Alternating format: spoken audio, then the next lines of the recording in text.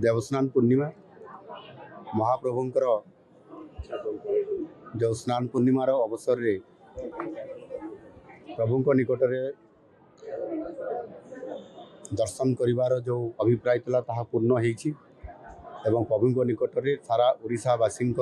तथा सारा जगतर कल्याण पाई ओडिशा को समृद्ध करने तांकरी निकट में प्रार्थना करिछि। रथयात्रा किभली भाव में सुरुखुरु सुचारू रूपे संपन्न होबो एवं ता सहित ओडिशा को समृद्ध करने सरकार एवं पूरा सारा ओडिशा टीम समस्तंकर सदिच्छा ओडिशा आगु को बढ़ समृद्ध हम और से प्रभु को निकट में प्रार्थना कर छोट पिला एवं वयस्क व्यक्ति हाथ छड़ा हुई भाभी